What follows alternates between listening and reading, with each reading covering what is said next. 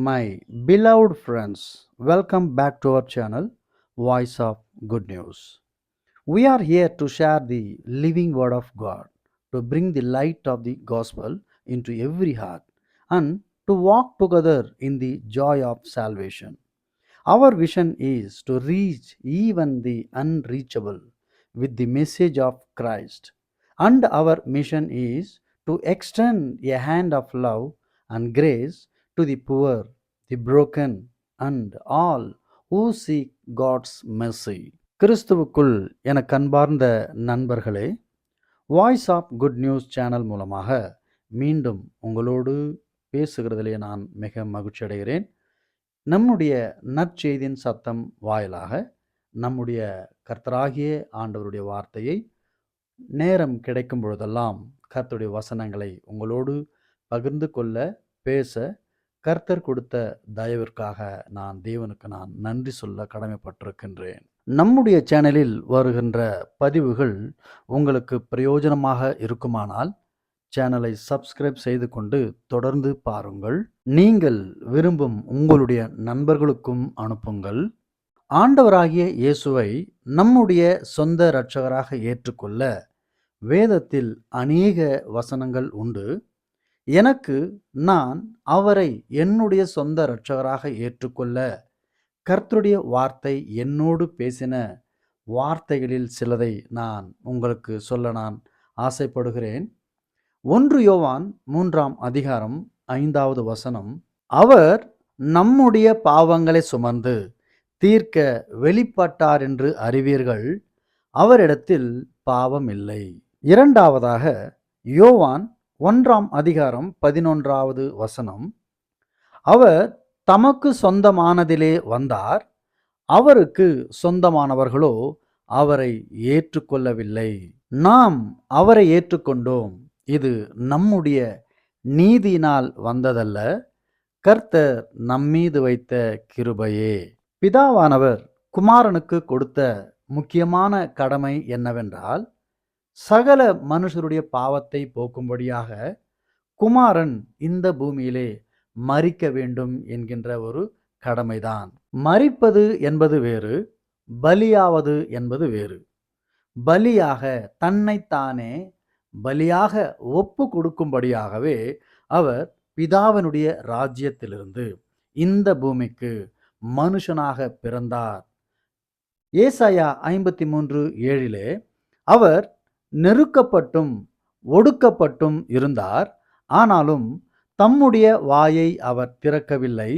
அடிக்கப்படும்படி கொண்டு போகப்படுகிற ஒரு ஆட்டுக்குட்டியைப் போலவும், தன்னை மயிர் கத்திரிக்கிறவனுக்கு முன்பதாக சத்தமிடாமல் இருக்கிற ஆட்டைப் போலவும் அவர் தம்முடைய வாயை திறவாதிருந்தார். குமாரன் பிதாவின் சித்தத்தை, பிதாவின் வாக்கை முழுமையாக கீழ்ப்படிந்து அதற்கு கட்டுப்பட்டு தன்னை பலியாக ஒப்பு கொடுக்கும்படி முழுமனதோடு இந்த பூமிக்கு வந்தார் என்பது நன்றாக விளங்குகிறது.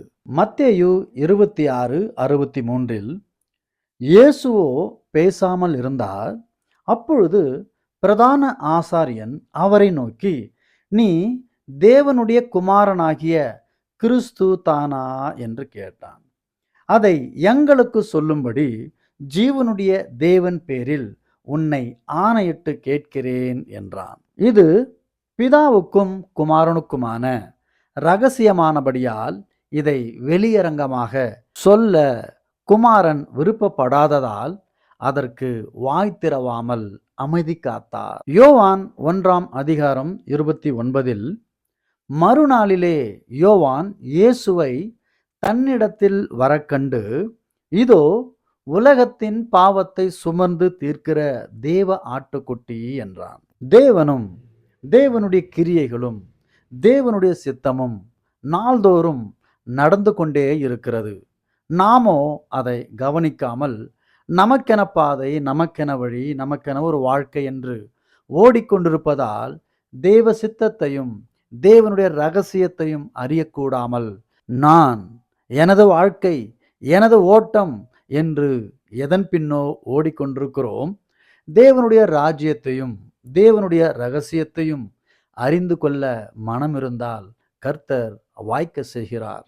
எண்ணற்ற கர்த்தருடைய கிருபை, கர்த்தருடைய சித்தம், தேவனுடைய ரகசியம், தேவனுடைய ராஜ்யம் அடைய போவது எப்படி என்று எத்தனையோ ஆண்டவராகிய இயேசு கிறிஸ்துவின் உவமைகளால் நாம் பரிசுத்த வேதாகமத்தில் பார்க்க முடிகிறது.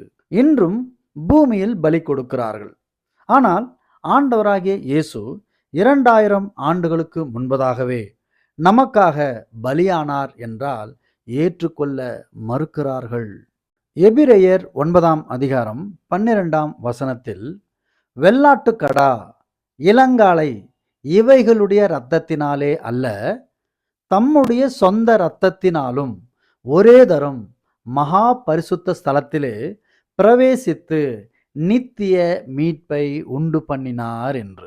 இன்றும் அநேகர் நம்முடைய பாவங்களுக்கு பரிகாரமாக ஆடையோ வெள்ளாட்டு கடாவையோ ஏதோ ஒரு மிருகத்தை நாம் பலியிடுகிற அநேக ஜனங்கள், ஆண்டவராகிய இயேசு அவர் ஏன் மரித்திருக்க கூடாது, ஏன் பலியாக இருந்திருக்க கூடாது என்கின்ற இந்த விசுவாசம் நம்மை ரட்சிப்பு அடைய செய்கிறது. யோவான் 19 அதிகாரம் 32, 33, 34, 35 வசனங்களை நாம் படிக்கிற பொழுது, அந்தப்படி போர் சேவகர் வந்து அவருடனே கூட சிலுவையில் அறையப்பட்ட முந்தினவனுடைய காலெலும்புகளையும் மற்றவனுடைய காலெலும்புகளையும் முறித்தார்கள். அவர்கள் இயேசுவினிடத்தில் வந்து அவர் மரித்திருக்கிறதைக் கண்டு அவருடைய காலெலும்புகளை முறிக்கவில்லை. ஆயிலும் போர் சேவகரில் ஒருவன் ஈட்டினாலே அவருடைய விலாவில் குத்தினான். உடனே இரத்தமும் தண்ணீரும் புறப்பட்டது. அதை கண்டவன் சாட்சி கொடுக்கிறான். அவனுடைய சாட்சி மெய்யா இருக்கிறது. நீங்கள் விசுவாசிக்கும்படிதான் சொல்லுகிறது மெய் என்று அவன் அறிந்திருக்கிறான். அவருடைய எலும்புகளில் ஒன்றும் முறிக்கப்படுவதில்லை என்கின்ற வேத வாக்கியம் நிறைவேறும்படி இப்படி நடந்தது. சங்கீதக்காரன் தன்னுடைய புத்தகத்திலே சங்கீதம் 34:20 அவனுடைய எலும்புகள் எல்லாம் காப்பாற்றுகிறார், அவைகளில் ஒன்றும் முறிக்கப்படுவதில்லை என்று. இது தீர்க்க தரிசன வசனம். ஆண்டவராகிய இயேசு பிறப்பதற்கு முன்பதாக, பல நூறு ஆண்டுகளுக்கு முன்பதாகவே தீர்க்க தரிசிகளால் முன்னறிவிக்கப்பட்டது. பிறகு ஆண்டவராகிய இயேசு சிலுவையில் மரிக்கிற பொழுது அது நிறைவேற்றப்படவும் பட்டது. 1 கொரிந்தியர் 15 அதிகாரம் 20 கிறிஸ்துவோ மரித்தோரிலிருந்து எழுந்து நித்திரை அடைந்தவர்களில் முதற் பலனானார். 1 பேதுரு 1 அதிகாரம் 4 வசனம்.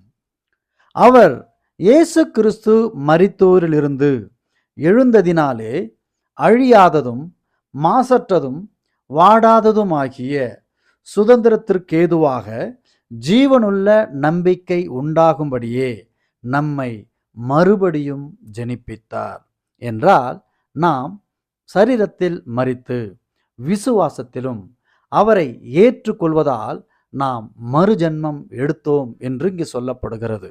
ஆண்டவராகிய இயேசு சிலுவையில் நமக்காக பலியாகி மரணமடைந்து 3ஆம் நாள் உயிரோடு எழுந்து தன்னுடைய பிதாவினிடத்திற்கு சேர்ந்திருக்கிறார். ஆனாலும் அவருடைய உடன்படிக்கை என்றென்றும் அவர் நம்மோடு இருக்கும்படியாக புதியதொரு உடன்படிக்கை செய்தார்.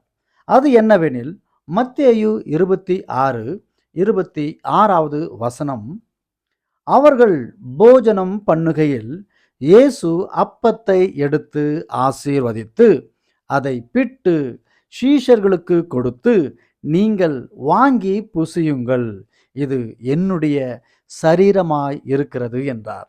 ஆம், நாம் ஒவ்வொரு மாதமும் ஆலயத்தில் அவருடைய சரீரத்தை நாம் புசித்து கொண்டு அவரோடு செய்த உடன்படிக்கையை இன்றும் நிலைநாட்டி கொண்டு நாம் அவருக்குள் இருக்கிறோம் என்கின்ற ஒரு அடையாளத்தை நாம் கடைபிடித்து கொண்டிருக்கின்றோம்.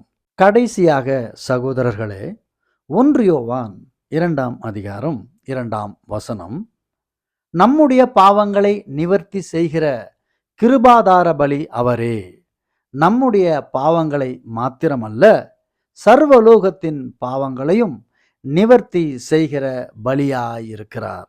கர்த்தருடைய வேதம் நமக்கு கண்ணாடி போன்றது. நாம் படிக்கிற பொழுது நம்முடைய குறைகளை, குற்றங்களை, பாவங்களை, மீறுதல்களை ஒவ்வொன்றாய் நம்முடைய சிந்தனையில் கொண்டு வந்து நாம் கர்த்தருக்கு பிரியமாக இருக்கிறோமா இல்லையா என்கின்ற அநேக காரியங்களை நமக்கு விவரிப்பதில் பரிசுத்த வேதாகமம் முக்கிய பங்கை வகிக்கிறது.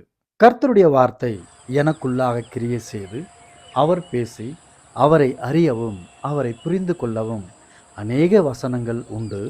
அவைகளில் சிலவற்றை உங்களுடைய பார்வைக்கு வைத்தேன். கர்த்தருடைய வார்த்தை உங்களுக்கு பிரயோஜனமாக இருக்கும் என்று நான் விசுவாசிக்கிறேன். தொடர்ந்து நம்முடைய சேனலுக்கு உங்கள் ஆதரவை கொடுங்கள். கர்த்தருடைய நாமம் மகிமைப்படுவதாக. ஆமென்.